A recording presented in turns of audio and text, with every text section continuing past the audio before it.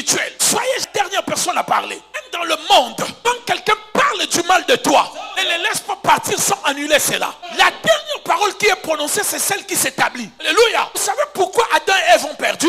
Allez lire la Bible. Lorsque Satan parlait avec la femme, la dernière personne à parler, c'était Satan. Ève n'a pas annulé sa parole. Elle s'est établie. La fille de Goliath, la dernière personne à parler, c'était David. Il a gagné Goliath. Jésus et Satan, la dernière personne à parler, c'était Jésus. Il a dit à Satan, tu ne tenteras pas ton Dieu. Il a gagné la bataille. S'il y a un oncle, il y a un grand-père, il y a une belle-sœur qui te maudit, la malédiction ici, ce n'est pas qu'elle est chez le féticheur. Mauvaise parole. Si elle dit la mauvaise parole, qu'elle soit la belle-mère, qu'elle soit le beau-père, lève-toi et dis au nom de Jésus-Christ, je suis le fils de Jean Toto. J'annule cette parole. Je te respecte, belle-mère, mais cette parole n'aura aucun effet dans ma vie. Ainsi, je parle ici comme le oint de l'Éternel. Si quelqu'un avait prononcé une mauvaise parole sur toi, au nom de Jésus-Christ de Nazareth, et je sers depuis mon jeune âge, j'annule ces paroles, je détruis cela, et cela au nom de...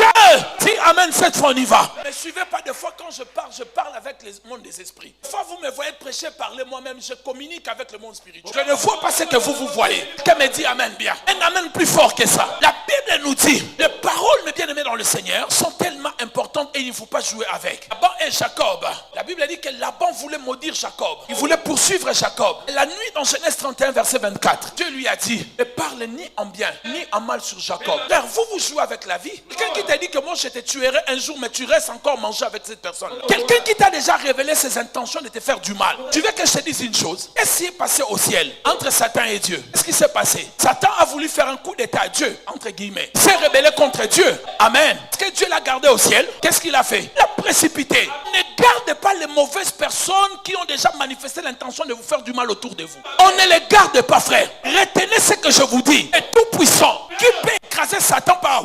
Mais quand Satan a créé le trouble au ciel, la Bible dit dans les livres d'Apocalypse, sa place ne fut plus trouvée au ciel. On l'a précipité. Vous croyez que vous êtes bon plus que Dieu? Pour garder des personnes qui ont déjà manifesté des mauvaises intentions de vous faire du mal, il n'aura que des yeux pour pleurer. Tu vas dire, Dieu m'a abandonné, il ne t'a pas abandonné. Vous savez pourquoi Dieu dévoile les secrets des gens? Ce n'est pas seulement pour connaître leurs plans, mais c'est pour les éviter aussi.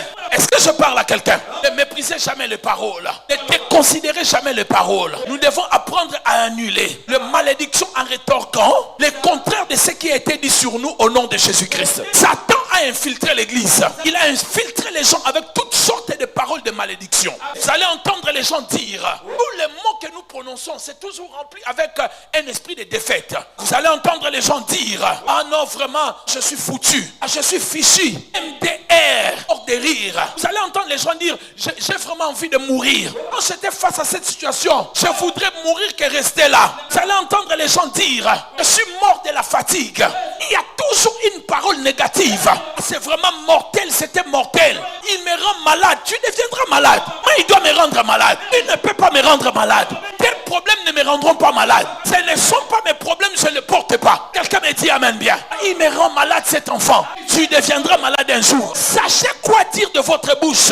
Laissez pas que votre bouche puisse prononcer des paroles négatives. La Bible dit, puisque nous avons cru, voilà pourquoi nous parlons. Qu'est-ce que vous dites, mes bien-aimés dans le Seigneur? Toute mauvaise parole égale à la malédiction. Ne dites pas de mauvaises paroles sur votre destin. Même si la situation est compliquée, nous traversons tous des moments difficiles, bien-aimés. Si nous tenons debout, c'est par la foi. Même le président Fachi a ses problèmes. On le presse pour les élections. La guerre à l'Est. Là-bas, la Mouka avec un tel. Matata Pogno avec la Mouka. Moïse Katoumi avec PPRD. Lui aussi, il est dans ses problèmes. Tout le monde a des problèmes. La foi va créer la différence. Ce qu'on dit, ça va créer la différence. Prononcez des paroles de foi, mes bien-aimés. Et dites plus n'importe quoi de votre bouche.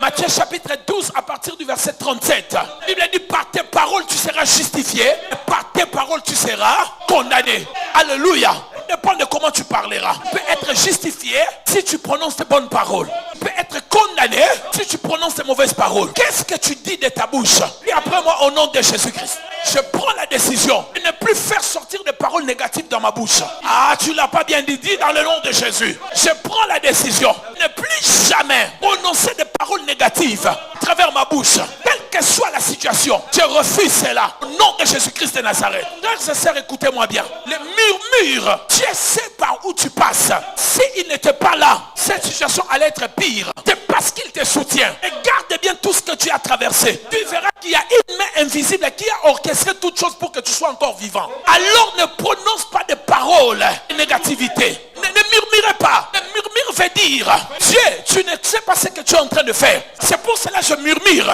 Pour que tu te réveilles un peu. Rendez-lui gloire. Et dis à Dieu, cette situation s'arrêtera.